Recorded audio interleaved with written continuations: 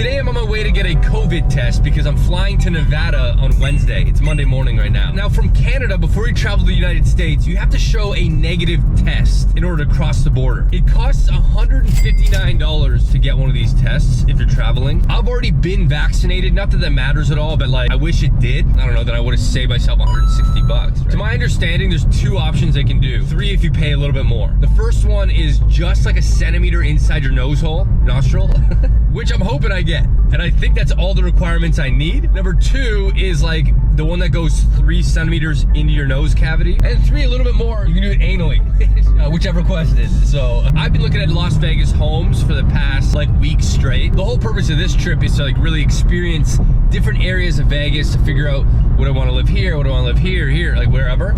And then the same with Austin. Now it is worth mentioning, I've never had a COVID test throughout this entire pandemic. I've got no idea what to expect, to be honest with you. And I've heard a mixed bag of reactions from, oh, it's the worst, to it slightly tickles, but everybody reassured me I'd be fine. Well, we're about to find out. Are you ready? Yeah.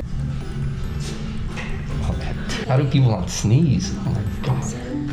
Oh, makes me want to sneeze so bad. You can sneeze if you need to. Can I? Yeah. No, sorry. No, you're good. I don't think I have to. Okay. So, I know. Oh, shit. Hey, good job. Oh my God. My eyes are watering. Yeah. Holy shit, I'm still tearing up.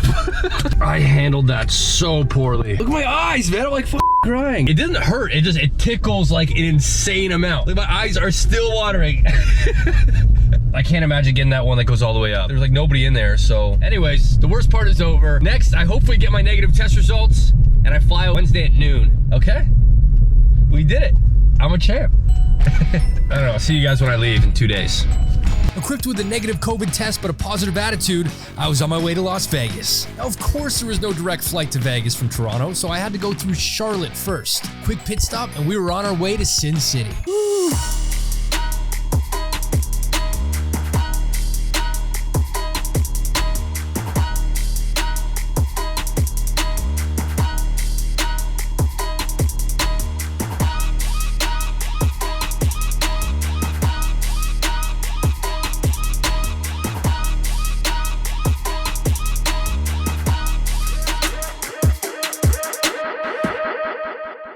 Okay, we've arrived at my hotel. Now guys, something happened on the plane that I'm so excited about. I'm officially an uncle. I bought this on Amazon months ago, waiting for this exact moment. I now have a niece. Back home, it's like midnight. I gotta get in touch with a real estate agent right now. Tomorrow, house hunting. Good night. Now my first day in Vegas, I woke up at 5 a.m., mainly because of the time difference, but this worked out in my favor. I needed a little bit of time to recalibrate and to practice some social greetings. After all, it's been over 400 days since I've seen people, so I was a little bit rusty. When was the last time you had meatloaf? And we're off. It's only 7:30 in the morning. I got up at 5 a.m. The gate's been knocked down. Okay, so I didn't need my key after all. Like, Vegas is dead right now. It's like me and 3 cars. Look at this. There's like nobody out.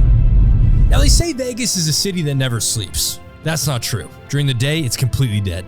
We are going to the bottom left corner of the Las Vegas area in a place called Enterprise. Super dry, man. I've been like chugging bottles of water since I've been here. When I travel, one of the most important things is breakfast. We need to find a good, healthy breakfast to keep my engines running all day long. Hi, can I get a meat lover's burrito, please? All right, thank you. After the world's most unhealthy breakfast, I made it to Enterprise. Now immediately I noticed that Enterprise was very cookie cutter. There was a lot of different developments, but inside of each one, the homes all looked the exact same. However, it has the only IKEA in all of Las Vegas. Bonus.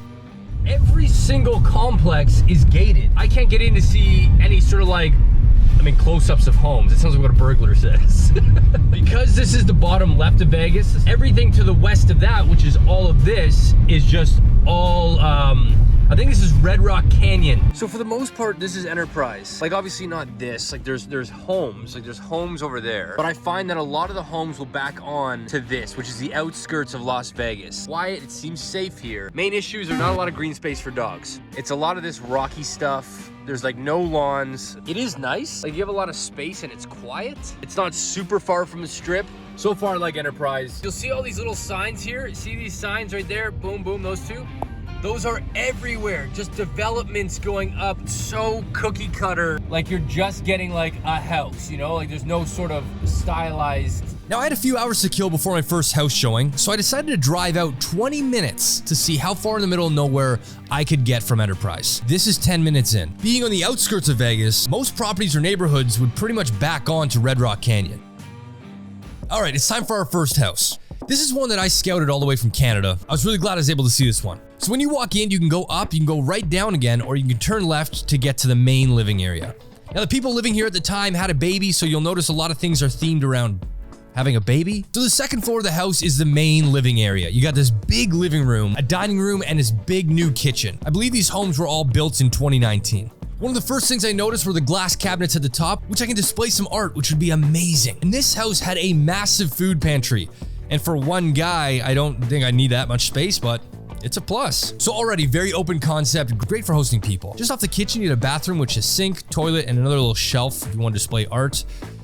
And some more art. Coming out of there, you had a supply closet. This is where you'd put like your brooms, your Swiffers, your dusters, if people still dust these days, I don't know. And then on the other side, you have the living room. Now this family actually divided it up with the back half being like an office baby area, which makes sense because this room was way too big to be one giant living room. Like picture the couch where I'm at. The TV would be so small that I actually like this plan better. Gives you a little bit more flex space. So that's the main living area. Going up to the third floor now, there are 3 bedrooms on this floor. When you turn to the right, there's the primary bedroom, a lot of wall space, and you can even hang some more art. There's some more. Okay. Coming around, you had the ensuite bathroom. This one had a separate bathtub and a shower and some more art. I pray to God that's the last time I do that. I actually don't know if it is, but let's just keep going. Off the bathroom was a big walk-in closet. This was more space than I need, but it was perfect. Coming into the bedroom, you got a linen closet, another bathroom, which please don't do it, Dan, don't do it. Okay, good, thank you. We have a bathtub and a shower, a toilet. So this is just the third floor bathroom for all the bedrooms. One guest room, which I would probably turn this into an office with a desk. I can have a computer in there, answer all my emails and not have to do that in the same place my studio is. Then I'd turn this one into a guest bedroom, which in this case was a kid's bedroom.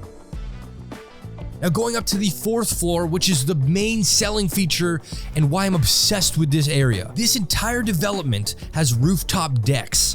When you go to the top,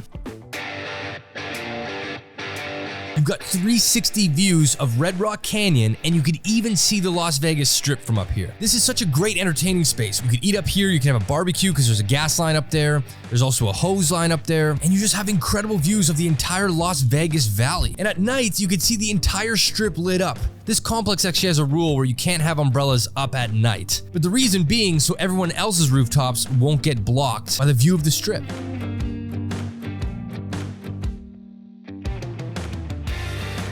When you enter on the first floor, you can go back down, and down there you got a laundry room with an exit to the backyard. Now, like 90 to 95% of properties in Vegas do not have real grass, so you'll find a lot of properties have turf, mainly because they want to conserve water with it being the desert, and it's just too hot in the summer for any grass. But this is a good area for Charlie to play. Got another big closet down here, and now this room is like a flex room. First thing I would do is I'd rip up the carpet, put tile down, and I'd make this my studio. I'd do my painting, my 3D resin printing. It's right off of the garage, which is perfect, and it's a 2-car garage.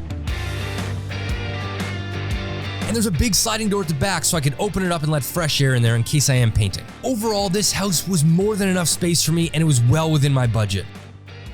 Now just to show you guys, this is the exact same model, but it was designed a little bit differently. We're not gonna go through the whole house, but I wanna show you that bottom flex room. These people actually turned it into a movie room. The only downside with this house was it was $20,000 more. There was no slider at the back here. The carpets were super cheap. They were asking way too much, although it had a jacuzzi in the backyard. Although by the time I left Vegas, they had actually decreased by $11,000. Okay, house number 2. This is the same developer, but the floor plan is called the Kendall. Basically, you go up a set of stairs and you enter on this split level. So when you go down, similar to the other model, you get the laundry room, and this is where the flex room would be, or the developer can turn it into 1 bedroom and another bathroom downstairs. If it was me, I would keep this as that big flex room that we saw in the other units. It's just more useful for me. I'm really not a fan of this floor plan. You come up to this small sort of living area, which is fine for me, but to the right, you got a bathroom. You've got a bedroom. Across from that, you got the primary bedroom. Now, keep in mind, this is like level 2 still. You're only on the 2nd floor. The ensuite bathroom, a big walk-in closet.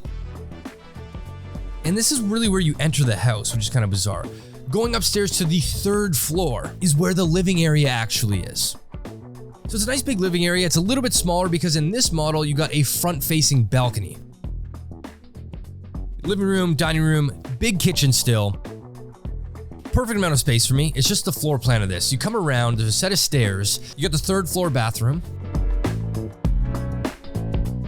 And coming around, you go up this set of stairs and that'll actually spit you out on the rooftop. The reason why this floor plan exists is for anybody that likes to entertain, cook your meals and go right to the rooftop instead of having to go through the entire bedroom floor like the last one. Although the downside is when you enter your house through the garage, you gotta go all the way up to floor 3 to really get to your kitchen. So it's a lot of groceries to carry. Vegas is the top of my list, to be honest. I think it's Vegas, Toronto, Austin. I'm not super keen on Austin just yet. I mean, I haven't explored it yet, so I don't want to make any calls, but this is the difference. This is the change that I'm looking for. We just left the those 2 townhouses. Like, seeing that property and seeing it like well within my price range, it's so exciting to know I could live in a more upgraded life. Overall, I really like that rooftop. I'd say this place is like 15 minutes from the strip. I don't know, I just feel very good about that, seeing that property. I'm gonna take a trip up to Summerlin, and Summerlin is like northwest area of Las Vegas. It's the other spot to maybe live in Las Vegas. It's the 2. Now, Summerlin is also located on the west side of Las Vegas. In fact, those Red Rock Canyons are also gonna be in your backyard. It's great, and I found it was a lot more developed than Enterprise was. It's almost like this is what Enterprise will be in the next 5 years. They've got a lot of outdoor shopping. The Las Vegas Golden Knights practice here. They've got an amateur baseball team.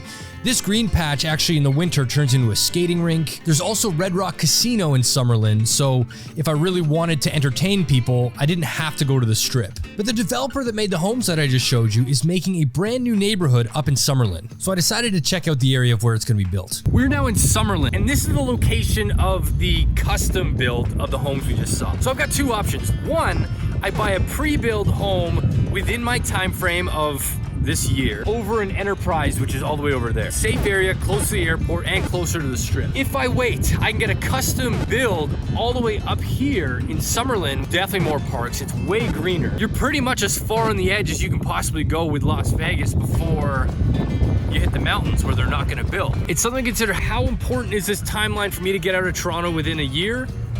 Like, I obviously want that to be a priority, but I don't want to rush into something. Wow, it's a big ass bird. It's sort of like a win-win if I wait, to be honest. I gotta factor in, I got Charlie, who's like a little wiener dog, right? So it's not gonna be ideal for him. I mean, look at that view. At nighttime, this entire strip would be lit up, so you'd be able to see. And we are going to stop the video here. This is part 1. I was going to do a long one, but there's actually quite a bit more that happened in Vegas that this video would be like 30 minutes. If you guys enjoyed this or have any comments about what you saw here, please comment down below or reach out to me on Instagram. I'd love to hear your thoughts. Give this video a thumbs up and be sure to subscribe to see the next parts of both Las Vegas and my time in Austin, Texas. Thanks so much for watching, and I'll see you in part 2.